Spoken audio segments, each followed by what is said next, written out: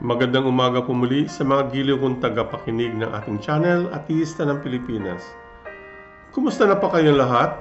Ako po si Mang Ationg at ito po ang ating radio podcast, ang boses ng mga Pinoy ateista sa buong mundo. Naririto po ako para magbigay ng tamang kaalaman o impormasyon sa inyong lahat base sa mga ebidensya na aking nadiskubre sa aking mga personal na eksperimento o di kaya sa aking mga napag-aralan sa filosofiya, teknolohiya, siyensya, matematika at lalo na sa teolohiya, partikular po sa usaping may Diyos ba o wala. Tandaan niyo po na rinirespeto ko ang inyong mga paniniwala. Ito po ay inyong karapatan. Subalit, mayroon din tayong karapatan na ibahagi ang iba't ibang pag-aaral tungkol sa mga reliyon ng iba't ibang kultura ng mga iba't ibang bansa. Dahil ang mga ito ay hindi itinuturo sa ating mga paaralan. Mula sa paraan na ito, nakakasiguro tayo na ating mamamayan at ating mga kabataan ay magkaroon ng balanseng kaalaman at makakagawa ng sariling desisyon sa pagpili ng kanilang paniniwala.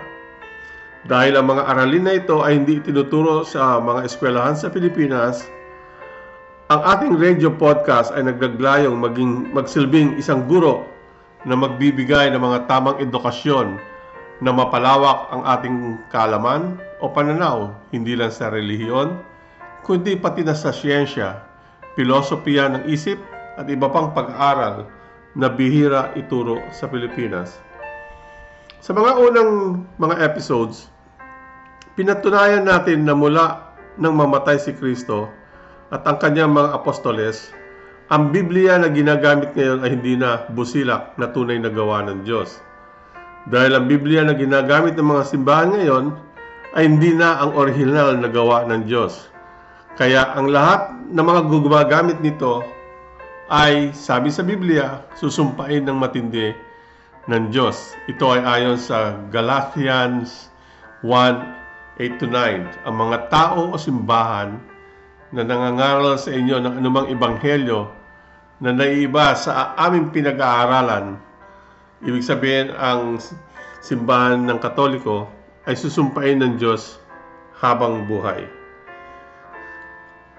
Dahil ang Galatian ay makikita lamang sa Bagong Tipan. Sa episode na ito, tatalakayin naman natin ang kalupitan ng simbahang Katoliko. Si Peter ba ang unang papa noon at ang apat na marka ng tunay ng simbahan ng Diyos base sa Biblia. Ang simbahang Katoliko ay nagsimula sa kamay ni Constantino na ang orihinal na reliyon ay isang pagano na ang pangalan ng kanyang reliyon ay Mitraismo. Kung hindi dahil kay Constantino, malamang ang reliyon ng Mitraismo ang magiging reliyon ngayon ng mga taong naniniwala sa Diyos. Ang kaharian ng Roma ang pinakamakapangyarihan na sibilisasyon noong mga panahon na yon. Dahil ang grupo ni Kristo ay napagkikitaan ng Roma bilang isang banta sa estado nila, ang mga miyembro nito ay unti-unting pinagpapatay ng mga emperador ng Roma. Noong 65 AD, si Nero ang unang emperador na gumawa ng batas para patayin ang mga Kristiyano. Tapos noong 85 AD, ito ay naulit-uli sa kamay ni Domitian at maraming beses naulit hanggang 300 AD sa kamay naman ni Diocletian. Nang naging emperor na si Constantino noong 325 AD, ang persekisyon ng mga Katoliko ay nahinto. Sa kadahilanan na ginawa ni Constantinong opisyal ang rehilyon ng Katolismo at pinag-utos nito kung ano lamang ang mga libro na dapat ilagay sa Bagong Tipan. Subalit, ilang lider ng simbahan na ang dating reliyon ay Mitraismo o ang paganong Mitraismo ang nagsimula magdagdag ng kanilang mga paganong doktrina at seremonya dito sa Bagong Tipan, kagaya ng paggamit ng banal na tubig o holy water, mga incense o insenso, ang konsepto ng papa, ang pagsamba sa mga larawan at tribulto, ang misa, ang krusipiksyon, ang pagbidyag, ang pagtuli, ang pangungumpisal sa mga kasalanan, ang paniniwala sa purgatorio, ang pagsamba ng linggo, Pasko, at ang banal na Trinidad. Nang bumagsak ang Imperial Romano noong 476 AD, ang kanilang kapangyarihan ay ang pampolitika ay bumagsak. Bumagsak din, subalit ang simbahan nito ay naging higit na makapangyarihan sa buon niyang sinasakupan. Pati ang mga pari noon ay naging makapangyarihan din, kaya ang lahat ng mga obispo ay gustong maging papa, ang pinakamataas na posisyon ng simbahan. Noong 588 AD, si John Faster ng Griegong Orthodox Catholic Church ay ang unang dineklarang papa ng simbahan. Samantala noong 600 AD naman, si Boniface III o si Phocas ay naging ang unang papa sa paganong simbahang Romanong Katoliko. Pero maraming naniniwala na apostoles na si Pedro ay ang unang papa ng simbahang Latinong Katoliko na nagsilbi mula 30 AD hanggang 64 AD. Dito makikita niyo may mali, may discrepancy sa timeline. So, sino sa mga Katoliko na ito ang original na papa? Yung galing sa Griego, yung galing sa Roma, o yung Latin? Yung Latin Church. Ang iba't ibang simbahang Katoliko din noon ay naghati-hati dahil sa pagbabago ng simbahan. Sila ay nahati sa dalawa, ang Griegong simbahan na tinatawag na Greek Orthodox Catholic Church ay naging simbahan sa kanluran, West. Ito ay nasa Rome, Italy hanggang ngayon. At ang Latinong simbahan na naging Roman Catholic Church ay naging simbahan ng silangan, East, na nasa Constantinople, Turkey. Sa oras na ito, ang simbahang Romano kasama kanyang papa, cardinal, arsobispo, obispo ay nagkaroon ng isang matibay na diktatorial sa pamamahala ng kumukontrol sa buhay ng mga tao noon. Dito, ang mismong mga pari ay naging tiwali, puno ng kasamaan at imoralidad. Dito nagsimula ang tinatawag na Dark Ages, kung saan ang mga tao na hindi naniniwala sa mga bagong doktrina ng Biblia at pagsamba nito ay pinagpapatay ng simbahan. Dahil dito, ang mga tutol sa Katoliko ay nag-umpisang sunugin ang kanilang mga librong bagong tipan at tumiwalag sa simbahan. Ito ang kapanahunan naman na tinatawag ng Reformist Movement. Dito, karamihan ng mga Reformists na ito na binansagan ng simbahan na heretics ay pinagpapatay ng simbahan sa pamamagitan ng pagsunog, paglibing ng buhay, pagtatak sa noo ng mainit na bagay, at pagbitay habang sinusunod. Ganyang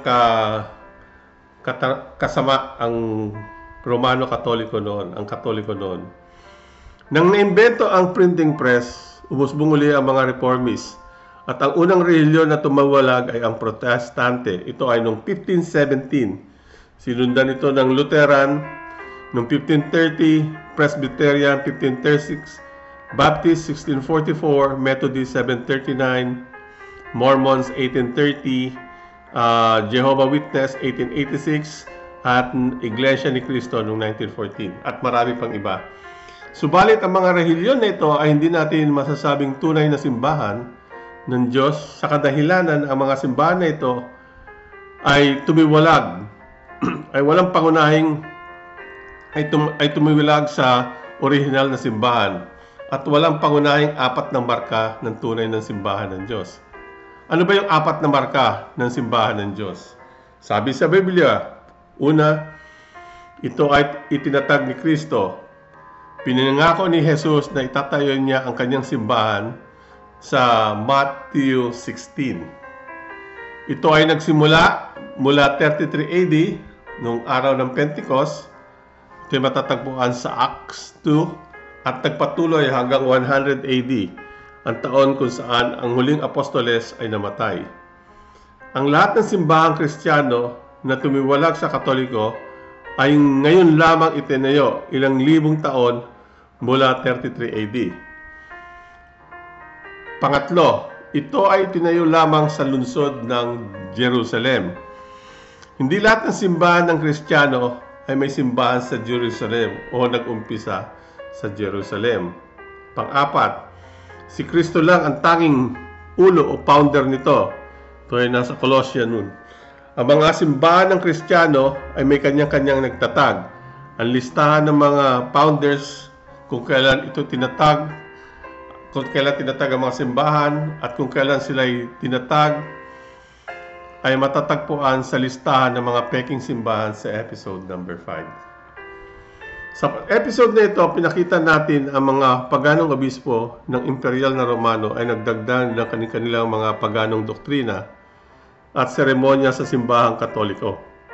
Dahil dito, ang mga simbahan sa loob ng Katoliko at mga taong hindi naniniwala sa kadalisayan ng Biblia ay unti-unting humuwalay sa Katoliko at nagtayo ng kanilang simbahan. Subalit, dahil sa apat na marka na tunay ng simbahan ng Diyos, ang mga Kristiyanong simbahan na tumiwalag ay pawang mga peke. Kahit ang simbahang Katoliko ngayon ay peke din dahil sa mga dinagdag nila mga doktrina at practices o gawain sa original na Biblia at sa original na simbahan. Kaya lahat ng mga simbahan ngayon at lahat ng mga Biblia ngayon ay mga hindi na original. Kaya sila ay peke na. Kaya kung ang mga tao ngayon na sumasamba na nangangaral ng ebanghelyo na hindi naaayon sa tunay na original na Biblia ay susumpain ng Diyos habang buhay. Sa susunod na episode ay tatalakayin naman natin ang mga sumulat ng Lumang Tipan at ang doktrina ng Mitraismo, ang paganong relihiyon ng Imperialismo Romano. Ito ay iahambing natin sa doktrina ng Katoliko. So, Katoliko versus Mitraismo. At magugulat kayo sa mga bagay-bagay na sasabihin ko sa susunod na episode. Sa kabuuan ng ating mga tinalakay sa podcast na ito, mula nung unang episode hanggang ngayon, pinatunayan natin na walang Diyos base sa ating mga ebidensya laban sa Diyos, kay Kristo, sa Biblia at ang historya nito. Ang lahat ay makikita sa episodes. Ang pagkabuo ng Biblia ay makikita natin sa episode 4. Ang original na mga mali, dagdag at kasinungalingan ay makikita natin sa episode 9. Ang kalupitan ng simbahang Katoliko, ang dating apostosya, ang Kristo hindi anak ng Diyos ay makikita natin sa episode 22. Ngayon, kung kayo po ay may katanungan, i-post nyo lang po ito sa comment at sasagutin ko po kayo sa aking makakaya. Kung gusto nyo naman maging guest sa podcast na ito, ay makapagdebatehan at makipagdebatehan para sa kaliwanagan at edukasyon, ilagay nyo lang sa comment sa baba o kaya email ako. Doon naman po sa aking mga tagapakinig na nag-subscribe sa akin, maraming salamat po. Sa susunod po muli, ito po uli ang inyong atyong na nagpapasalamat sa inyong pakikinig. Ang sabi ng tatay ko, kung gusto niyo ng buhay na maghiwaga, maginhawa, maligaya, malaya at makahulugan, sikap, sipag at kaalaman ang susi ng isang magandang buhay at hindi dahil sa paniniwala na may Diyos. Masagana at malusog na buhay po sa inyong lahat. Ito po uli ang inyong channel, The Voice of Philippine Atheism.